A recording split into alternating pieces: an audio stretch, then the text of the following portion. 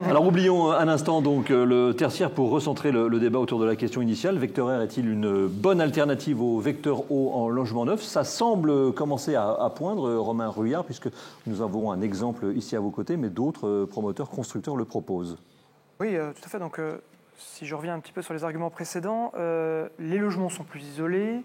Des fabricants se sont dit qu'ils pouvaient ressortir ce mode d'émission des cartons, puisque je rappelle, il y a 30 ans, c'était le cas, dans d'autres conditions, puisque là, les isolants, la réglementation thermique est passée dessus, les isolants sont arrivés dans les bâtiments. Il y a de l'inertie aussi, pour le coup, dans ce bâtiment.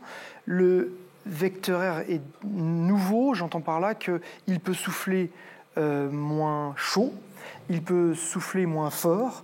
Donc on a géré la partie stratification, on a géré la partie acoustique. On semble que là, c'est le carré gagnant, quoi. Xavier Jouan, évidemment, je prêche un convaincu, puisque vous nous avez parlé brièvement en introduction de l'opération que vous avez livrée dans la région parisienne. Quels ont été les arguments, si on reprend le cheminement ? Le premier et le principal, c'est le gain de place. Aujourd'hui, on voit que les logements, ils ont évolué, pas dans le sens de l'agrandissement. On diminue, on a des logements très compacts. Chaque mètre carré est un mètre carré gagné. Oui, et là, en l'occurrence, c'est pas que des mètres carrés, c'est surtout des mètres linéaires qu'on libère sur le mur. Et c'est ça le confort qu'on voulait proposer.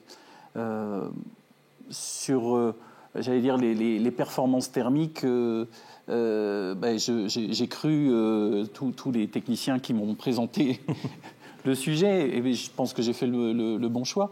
Mais j'avoue que ce qui m'a guidé, c'était essentiellement ça, c'était d'apporter un petit plus au niveau du confort de vie pour les acquéreurs. Pour ce fameux bâtiment dont vous parlez, nous en sommes au 2e hiver de vie, à peu près. Tout fonctionne bien? Tout fonctionne bien. On a eu un petit souci, alors pas du tout lié au système lui-même, mais à la communication de ce système avec notre système domotique. Donc une question de compatibilité? Pas vraiment de compatibilité. Au final, on s'est aperçu que c'était tout bêtement un problème de pile qui n'était pas conforme, et voilà.